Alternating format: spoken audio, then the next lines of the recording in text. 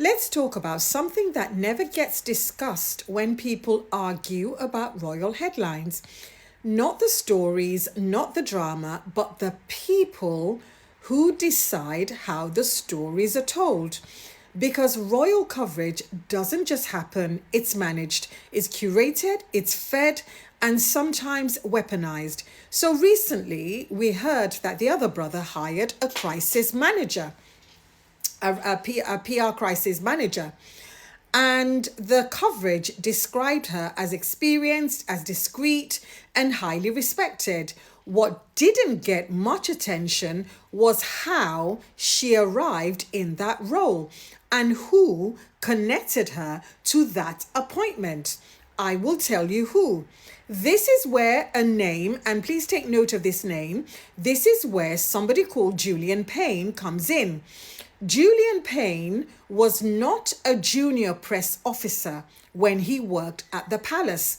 He was the communications secretary to King Charles and Queen Camilla.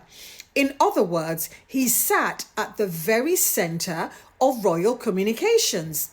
He understood how stories are moved from the palace corridors to the front pages. He understood which journalist matters, which narrative stuck, and which could be quietly corrected or discouraged.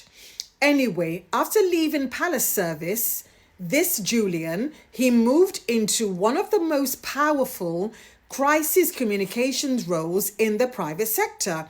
He now runs a crisis and risk strategy at a global communications firm. And that's not a coincidence because that is what institutional knowledge looks like when it goes corporate. After all, I used to be a headhunter. Somebody like him, we will snatch him off the market in 2 ticks.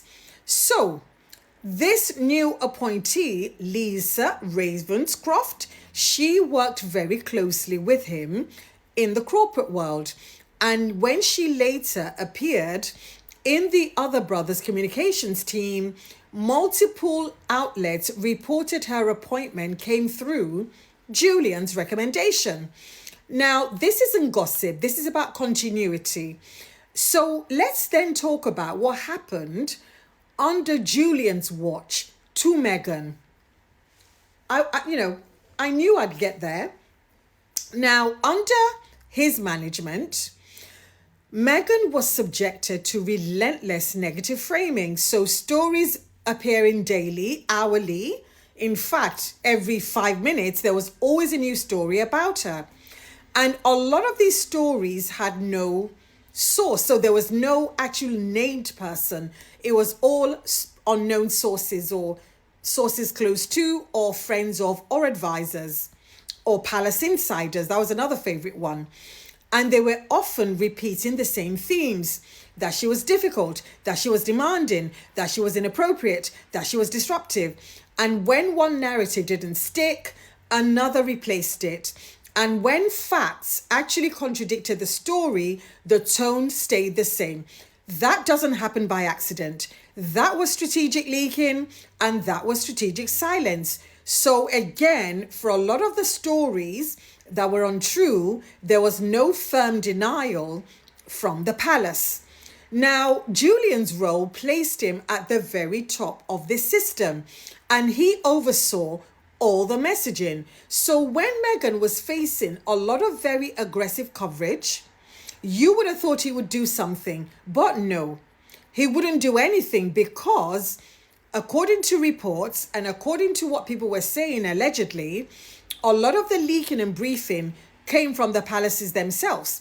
And as Meghan said herself, she wasn't just being thrown to the wolves, she was actively fed to the wolves. Now, there was something else as well that triggered. This same guy also had a private Twitter account. And he made it known, this is a private, this is my personal Twitter account. And he was caught liking negative things about Meghan a few times. And when he was caught a few times, he then quickly privated his account. So that tells you that even personally, because there are times you can work for an institution and you do things because they've told you to do it and they're paying you to do it. But you can tell that even privately, he agreed with his masters. So I just think that it wasn't a case of Meghan failing to adapt to royal life. I think her arrival collided with a media machine that had already decided how they will handle a woman like her.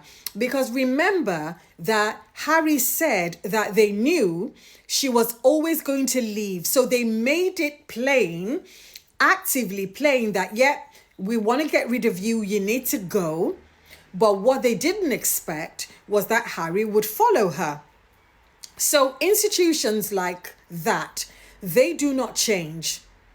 And if they do evolve, maybe there might be, maybe it's deliberate, some sort of like evolution if they're forced to, but they never change. So if we want to understand what happened to Meghan and what's happening now, we have to stop looking at just the headlines and start looking at who controls the flow beneath the headlines. Because it's not the story that is being printed, it's what's allowed to stick.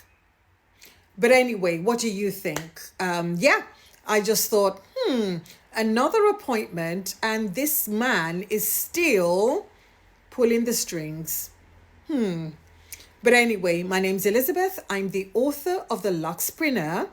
Please support my work by getting a copy today from Amazon. And for more insights like these, please like, share, comment, subscribe, and follow me.